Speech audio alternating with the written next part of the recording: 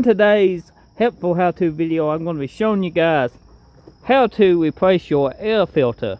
It's pretty simple to do, and it's on this 2002 model Chevy Avalanche, but it should be the same on most Silverados and so forth with this style air box. So the first thing you want to do is loosen this little thing right here.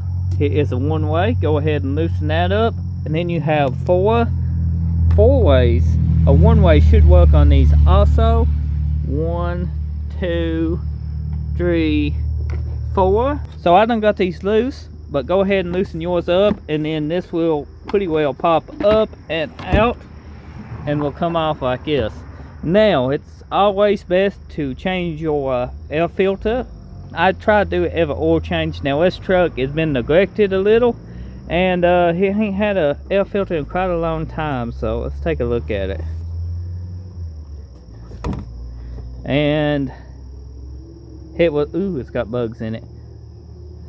Okay, if that don't show you that it's been neglected, then I don't know what will. Let's go ahead and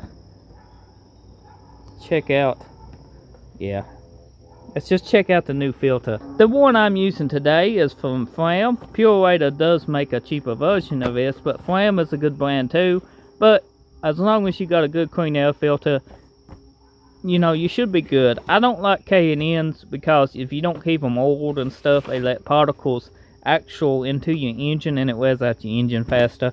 I probably get some hate on that comment, but yeah, I would have just run a Flam or a Purelator air filter. It just goes in the same way the factory one does.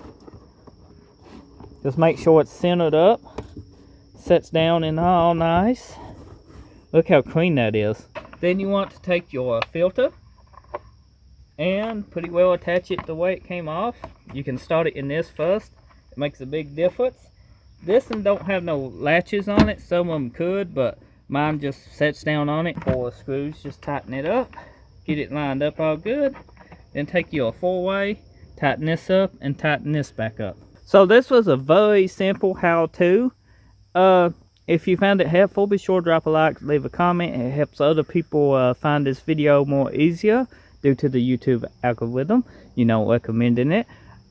Also, I upload new videos every single day, so if you're new, think about subscribing. There's probably something on there you enjoy. Go check out the channel. I'm sure you find something. Upcoming videos, I'll show you guys how to clean a mass airflow sensor, because this one sure does need it. And maybe detail an engine bay, because as I said, this truck's been neglected and it needs some TLC. So we're going to detail the engine here coming up soon. Maybe replace the master cylinder. This truck did get all new brake lines just last week, ABS box and everything. I got a couple videos on that. I don't know about the brake lines, but I think I got one on the ABS box. So thank you for watching, and I'll see you on the next video.